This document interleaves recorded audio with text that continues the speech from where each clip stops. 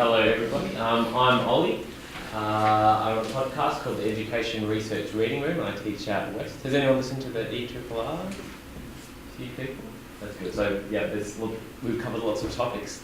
I'd like to today do an activity. Apologies, I think Olivia, you were at my Research Ed talk, so some of this may be... Were you at my Research Ed talk? Yes, I was. Yeah, so this would be familiar to you. But I thought it might be nice to start us off with a bit of a kind of a warm-up activity and an actual chance to engage in some research. I'm not holding this because it's not going to make any sense for this to be podcasted.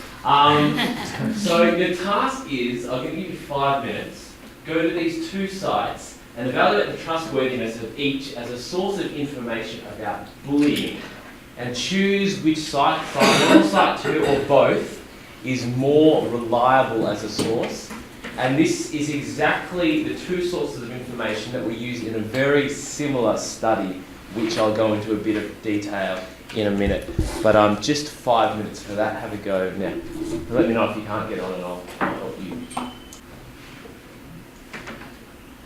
Alright, let's collect a little bit of data. So let's do a bit of a vote. Everyone has to vote. If you could get on. Who thought site 1 was more reliable? Got 1, 2, 3, 4, 5, 6. 6 for site 1. I can't even remember which one. Site 2. Who thought site 2? 1, 2, 3, 4. And who thought both were equally reliable?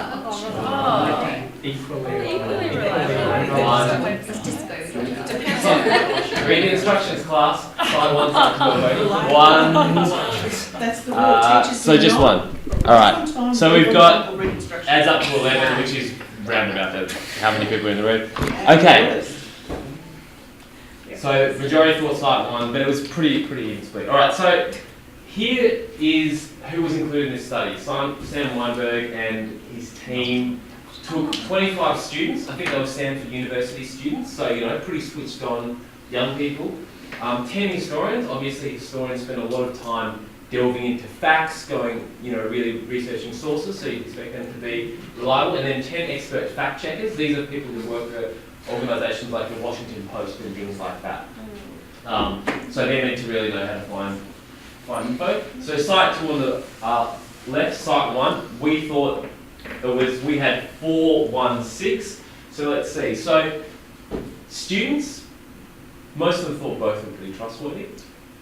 Historians primarily thought site 2 was better, but it's pretty much a 50-50 split. And fact checkers, 100% of them thought that site 2 was more reliable. Let's have a look at these sites. So site 2 was from the largest professional organisation of paediatricians in the world, 66,000 members.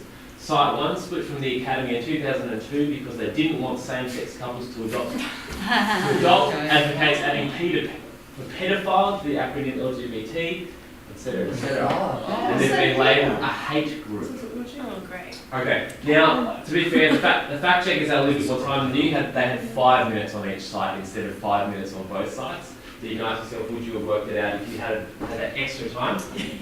Vertical reading is called reading within the document, okay? So if you had have been really paying attention, you might have noticed that it said, by focusing the program on the special characteristics or activity of one student or group, the school opens the floodgates for other programs, promoted, etc. So this is a slippery slope argument that's being propagated within site 1. So this kind of hints that maybe they're not acknowledging the role that, marginalisation plays in bullying. So if you were really switched on, you probably could have picked up on that.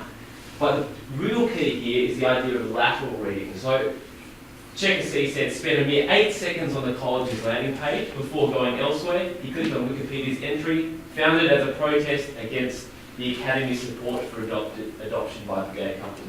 Okay? That we can read vertically within a document to try to work out if it's good evidence, but what expert fact checkers, I think they spent an average of 1.5 minutes on the site before they actually went elsewhere within that 5-minute period, and often looking at external sources to check how valid that information is going to be the most effective way to kind of fact check. So lateral versus vertical reading. Thanks for your time.